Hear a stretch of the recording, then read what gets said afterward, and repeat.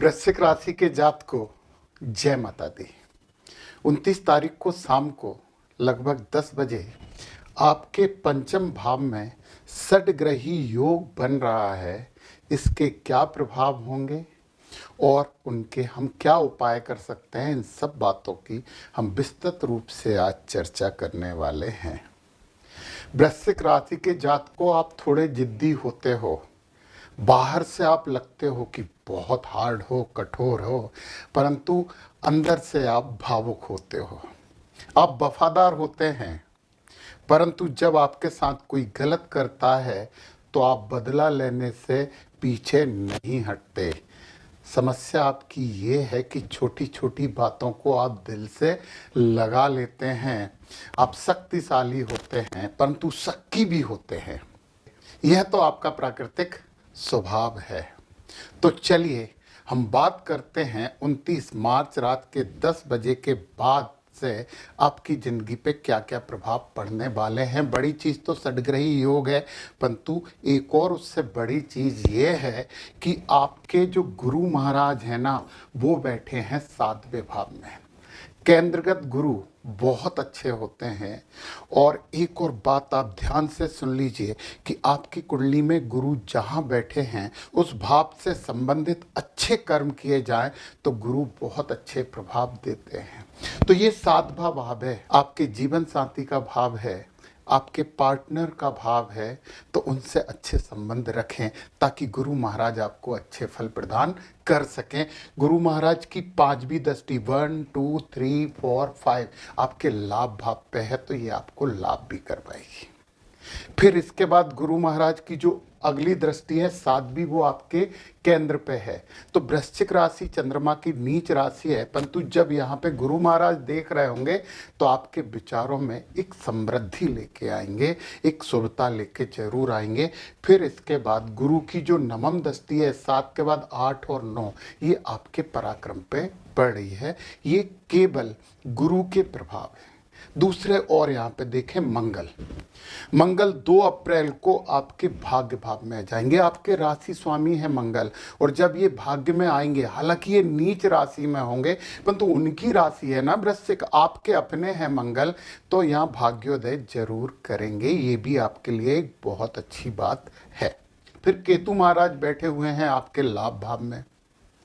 यहाँ पर केतु महाराज थोड़ी सी आपको आध्यात्मिकता देंगे, मतलब आपकी आध्यात्मिकता थोड़ी बढ़ेगी। ये इनके प्रभाव हो गए। अब हम आते हैं मेन मुद्दे पर। दोस्तों, एक बहुत महत्वपूर्ण बात आप ध्यान से सुन लें कि आपकी जो व्यक्तिगत कुंडली होती है ना, उसके फल कथन और यहाँ के फल कथनों में थोड़ा अंतर आ सकता है। थोड़ा अंतर, हम चंद्रमा की बात कर रहे हैं, चंद्रमा के गोचर के पूरे प्रभाव हम यहाँ समझ रहे हैं।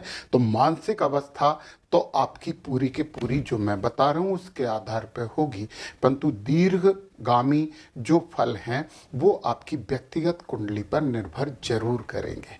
और एक और बात है कि कुछ अच्छी बातें होती हैं, कुछ बुरी बातें होती हैं। दिन होता है तो रात भी होता है। हंस जो होता है ना, वो पत्थर के टुकड़े और मोती पड़े होते हैं, उनमें मोती को चुन लेता है। तो हम पत्थर के टुकड़ों की तरफ क्यों जाएं, मोती चुनें। और यदि हमें पत्थर के टुकड़े भाग्य बस मिलते हैं तो हम उन्हें फेंक दें, निराकरण करें, उपाय करें, तो अच्छा हो सकता है। और मन के हारे हार है और मन के जीते जीत। जब आप सकारात्मकता अपनाते हैं तो आपकी बॉडी में बहुत से सकारात्मक सुधार होते हैं और अच्छा होता है। आपका परिवार आपसे खुश होता है। और नकारात्मकता यदि आपने अपने दिमाग में रखी तो आप सबके लिए केवल समस्या बन जाते हैं। तो बी पॉजिटिव। चलिए बहुत बड़ा फल कथन की बात करते हैं। 5वां भाव, 5वां भाव बीमारी से राहत का भाव होता है, हीलिंग।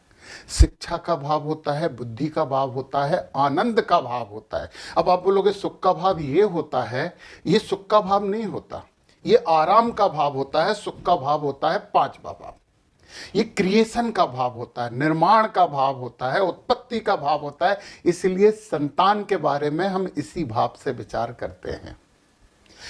तो यहाँ पे जब 6 ग्रह इकट्ठे हो रहे हैं, ये शनि और राहु जब यहाँ मिलेंगे तो ये पिशाच योग बनाएंगे, जिसके फल कथन बिल्कुल अच्छे नहीं हैं। अब यहाँ पे शुक्र और बुध भी एकत्रित हैं, ये महालक्ष्मी योग बनाएंगे, इसके फल कथन बहुत अच्छे हैं। फिर यहाँ पे सूर्य सोम राहु के साथ मिलकर चंद्र ग्रहण और सूर्य ग्रहण बनाते हैं, ये भी अच्छे योग नहीं है, परंतु 31 तारीख को ही चंद्रमा आपके छठे भाव में आ जाएंगे, जो कि थोड़ी मानसिक समस्याएं आपको जरूर देंगे। और 13 अप्रैल को सूर्य भी आपके छठे भाव में आ जाएंगे। ये शत्रुनाशी होते हैं, यहाँ पे शत्रुओं का नाश करेंगे, परंतु आपका स्थान परिवर्तन करवा सकते हैं, नौकरी में भी परिवर्तन करवा सकते हैं, जो कि 90% सकारात्मक हो सकता है। तो अब दो बुरे योग आपने देखे, शनि राहु पिशाच योग, बुध और शुक्र महालक्ष्मी योग। तो माइनस और माइनस प्लस होते हैं, प्लस माइनस माइनस होता है, माइनस प्लस माइनस होता है। जितने बुरे प्रभाव शनि और राहु के होंगे, बुध और शुक्र मिलकर उन प्रभावों में कमी कर देंगे, तो बहुत ज़्यादा बुरे प्रभाव आपको देखने को नहीं मिलेंगे। दोस्तों फिर एक बात की सबसे अच्छी रेमेडी आपके लिए है, बी पॉजिटिव, सकारात्मक रहिए, अच्छी सोचें रखिए। दुनिया बहुत अच्छी है, ये आपका नजरिया होना चाहिए। बुरे लोग भी आपको थोड़ा अच्छा दिखे तो आपके लिए अच्छा है, बुरे लोगों का तो अपना काम है, वो जो करते हैं वो करते रहते हैं। अब जरा एक बहुत महत्वपूर्ण बात कि शनि और राहु 5वें भाव में बुद्धि पे प्रभाव डालेंगे, परंतु शुक्र, एक और बात, यहां पे जो राहु महाराज है ना, वो यहां से आपके चौथे भाव में शिफ्ट हो जाएंगे 18 मई के करीब। तो ये पिशाच योग खत्म हो जाएगा 18 मई को। तो ये राहत की बात है। बुध और शुक्र तो यहां पूरे समय रहने वाले हैं और ये आपके रक्षा कवच है। शुक्र को बहुत पावरफुल कर लो। आप हर शुक्रवार को थोड़ी सी खीर बनाओ, महालक्ष्मी को भोग लगाओ और कन्याओं में बांट दो। महिलाओं का सम्मान करो और जो भी मां के समान महिलाएं हैं और मां, इनकी भरपूर सेवा करो। दोस्तों नकारात्मकता नहीं होगी। अब यहां पे आपके लिए क्या क्या समस्या है? शिक्षा में तो आपको सफलता दिलवा देंगे शुक्र बुध की युति। आपकी बुद्धि थोड़ी सी राजनीतिक हो जाएगी, थोड़ी कलाकारी आपकी बुद्धि में आ जाएगी। वृश्चिक राशि के जातक सामान्यतः कलाकार नहीं होते, किसी को बुरा कहना होता तो मुंह पे बोल के जाते हैं, परंतु यहां थोड़ी सी कलाकारी आ जाएगी। भावनात्मक रूप से बहुत उतार चढ़ाव रहने वाले हैं, कभी खुशी कभी गम। तो इंपॉर्टेंट बात यह है कि यदि हमें कुछ समस्याएं जो हैं उनसे बचना है तो सबसे पहले पितरों की प्रार्थना करें। प्रथम पितृ नारायणाय नमः, सर्व पितृ देवताय नमः, ये आप पाठ करें। तुलसी का पौधा घर में लगाएं और रोज सूर्योदय के समय उसको जल प्रदान करें, ओम सुभद्राय नमः कहकर। उत्तर पूर्व में भारी सामान नहीं रखें। हनुमान जी की जितनी भक्ति कर सकते हैं करें। हनुमान जी को चोला चढ़ाएं, हनुमान चालीसा का पाठ करें, हनुमान मंदिर में घी का दीपक लगाएं, मंगलवार को शनिवार को तेल का दीपक लगाएं। तो दोस्तों विश्वास रखिए, अच्छा जरूर होगा। जय माता दी।